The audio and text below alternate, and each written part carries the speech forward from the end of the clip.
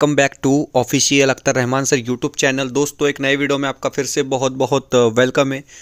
जिला परिषद शिक्षणाधिकारी माध्यमिक जिला परिषद नासिक, इनकी तरफ से एक पत्र यहाँ पर निकाला गया है। दोस्तों, देख सकते हैं कि लेटेस्ट पत्र आपके सामने ये नज़र आ रहा है और 31 दिसंबर 2024 का ये पत्र है दोस्तों। और आप यहाँ पर देख सकते हैं कि शिक्षकेतर समायोजन 2023-24 प्राधान्य सर्व मुख्याध्यापक, सर्व खाजगी अनुदानित, अंशतः अनुदानित माध्यमिक व उच्च माध्यमिक संलग्न शाळा नाशिक, अशा प्रकारे येथे लिहिलेलं आहे। आणि विषयमध्ये दिलेला आहे की संच मान्यता 2023-24 नुसार अतिरिक्त होणाऱ्या शिक्षक व शिक्षकेतर पदांचे संस्था अंतर्गत समायोजन करने बाबत। तो देखिए दोस्तों, उन शिक्षकों के लिए पत्र बहुत ज़्यादा अहम होने वाला है कि जो लोग 2023-24 की संच मान्यता में अतिरिक्त हो रहे थे शिक्षक और शिक्षकेतर कर्मचारी की हम बात यहाँ पर कर रहे हैं, उनका संस्था अंतर्गत समायोजन करने की बात इस पत्र में की जा रही है। और आप यहाँ पर संदर्भ भी देख सकते हैं दोस्तों, करीब 5 संदर्भ यहाँ पर जो है वो ऐड किए। लेटेस्ट संदर्भ की अगर आप बात करोगे तो 15/3/2024 मतलब 15 मार्च को जो शासन निर्णय संच मान्यता से रिलेटेड निर्गमित किया गया था, उसकी बात हम यहाँ पर करेंगे दोस्तों। तो वीडियो में हम पूरा मामला जानते हैं। वीडियो में आगे बढ़ने से पहले अगर आप हमारे चैनल पे नए हो दोस्तों तो प्लीज़ चैनल को सब्सक्राइब कीजिए, साथ ही साथ बेल नोटिफिकेशन को ऑन कीजिए ताकि आपको आने वाले वीडियोस के नोटिफिकेशन जो है आसानी से मिल पाए। और अगर आप इस पीडीएफ को हासिल करना चाहते हो, इस पत्र को हासिल करना चाहते हो, तो डिस्क्रिप्शन में जाकर आपको हमारे टेलीग्राम और व्हाट्सअप ग्रुप को ज्वाइन कर लेना है, जहाँ से आप इस पत्र को आसानी से हासिल कर सकते हैं। तो आइए पूरा मामला जानते हैं इस वीडियो में। वीडियो को प्लीज़ लाइक कीजिए। हे बघा, अशा प्रकारे इथे दिलेलं आहे की उपयुक्त संदर्भीय विषयांवे आपले विद्यालयाची आपणाकडूनच घेतलेली मंजूर कार्यरत व रिक्त पदांची स्थिती आपणासोबत पीडीएफमध्ये देत आहोत। सदर शिक्षकांच्या पदांच्या पीडीएफमध्ये मायनसमध्ये दर्शविलेली पदे शाळेत अतिरिक्त झालेली आहेत, तर प्लसमध्ये दर्शविलेली पदे शाळेत रिक्त आहेत।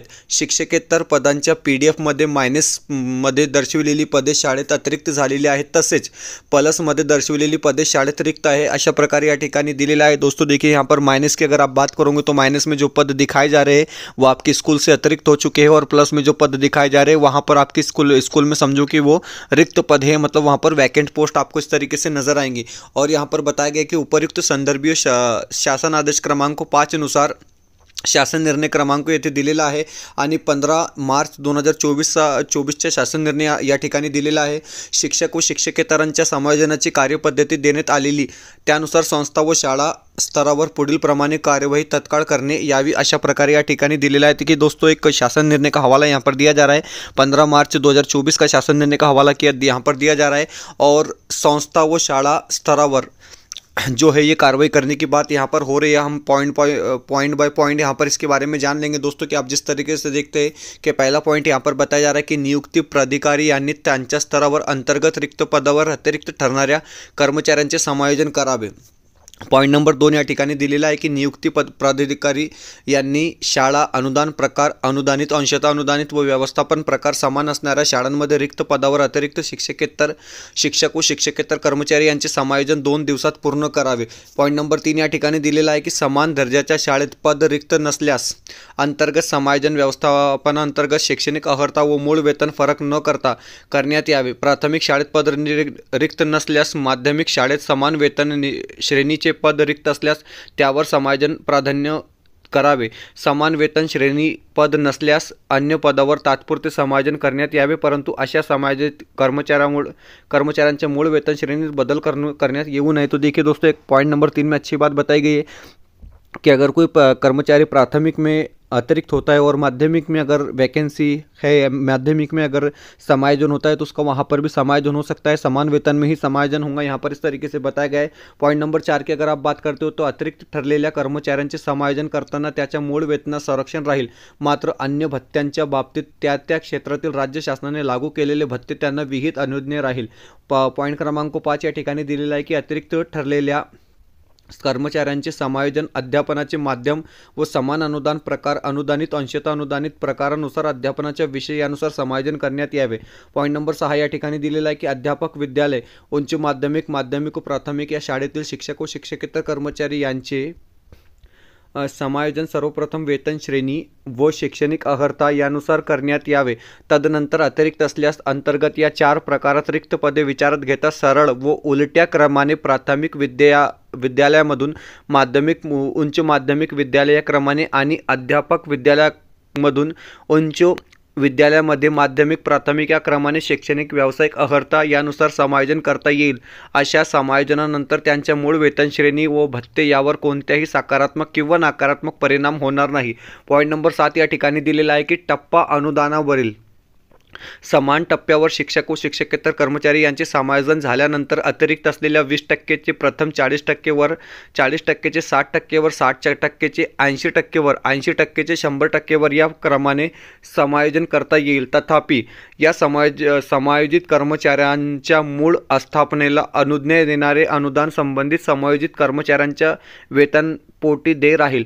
मात्र ज्यावेळी मूळ आस्थापनेवरील शाळा वाढीव अनुदानासाठी देय होईल तेव्हा त्याप्रमाणे वाढीव टप्पा अनुदान संबंधित समायोजन कर्मचारी यांच्या वेतनासाठी देय होईल। आणि पॉईंट नंबर 8 या ठिकाणी दिलेला आहे की 20% अतिरिक्त टप्प्यावरील कर्मचाऱ्यांचे समायोजन 60% किंवा त्यापुढील टप्प्यात याप्रमाणे करता येईल। तथापि समायोजन कर्मचाऱ्यांच्या मूळ आस्थापनेला अनुज्ञेय होणारे अनुदान संबंधित समायोजित कर्मचाऱ्यांच्या वेतनपोटी देय राहील। मात्र ज्यावेळी मूळ आस्थापनेवरील शाळा वाढीव अनुदानासाठी देय होईल तेव्हा त्याप्रमाणे वाढीव टप्पा अनुदान संबंधित समायोजन कर्मचाऱ्यांच्या वेतनासाठी देय राहील। अशा प्रकारे या ठिकाणी दिलेला आहे। पॉईंट नंबर 9 आणि पॉईंट नंबर 10 2 पॉईंट आणखी या ठिकाणी दिलेले आहे। तुम्ही पाहू शकतात की समायोजन करताना सदर शिक्षक व शिक्षकेतर कर्मचारी यांची सेवा ज्येष्ठतानुसार उपलब्ध रिक्त जागांवर समायोजन करावे। देखिए पॉइंट नंबर यहाँ पर 9 इंपॉर्टेंट हो जाता है कि समायोजन करने की बात अगर आती है तो समायोजन जो है वो सेवा ज्येष्ठता के हिसाब से किया जाएगा। ये सबसे इंपॉर्टेंट बात यहाँ पर आपके सामने आ रही है। ठीक है, शिक्षक और शिक्षकेतर कर्मचारी की बात हम यहाँ पर कर रहे हैं। पॉइंट नंबर 10 आप देखेंगे, संस्था अंतर्गत समायोजन करून अधीक्षक वेतन व भननी पथक या नाशिक यांच्याकडून अटॅच डेटाची प्रक्रिया पूर्ण करून घ्यावी, अशा प्रकारे यहाँ पे दिलेला है। ठीक है दोस्तों, और आगे हम देखते हैं कि देखिएंगे आपको जिस तरीके से यहाँ पर एक पूरा का पूरा शेड्यूल बताया गया है कि समायोजन का शेड्यूल किस तरीके से रखा जाएगा वो इस पीडीएफ में आपको यहाँ पर बताया जा रहा है।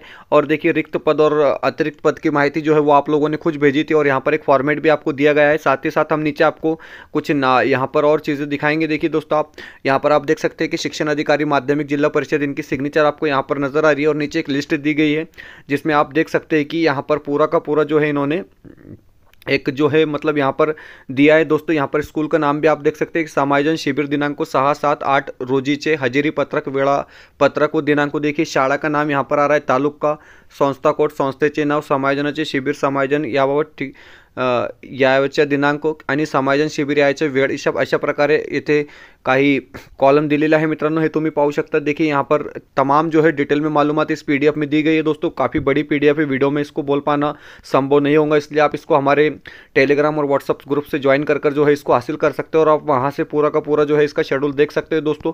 और उन शिक्षकों के लिए काफ़ी अहम खबर होने वाली है, इसको ज़्यादा से ज़्यादा शेयर आपने करना है जो शिक्षक जो है 2023 और 24 की संचय मान्यता में अतिरिक्त पाए गए थे दोस्तों। तो नासिक में 2 दिन के अंदर उनका समायोजन करने की बात यहाँ पर हो रही है इस वीडियो में। और तमाम जिला परिषद से इस तरीके से जो है लगभग लेटर जो है अगले कुछ दिनों में निकाले जाएंगे समायोजन को लेकर। दोस्तों ये 60 पेजेस आपके सामने हैं यहाँ पर। फिलहाल के लिए वीडियो में इतना ही। वीडियो बेहतर लगी तो प्लीज़ वीडियो को लाइक कीजिए और अगर आप हमारे चैनल पर नए हो दोस्तों तो प्लीज़ चैनल को सब्सक्राइब कीजिए।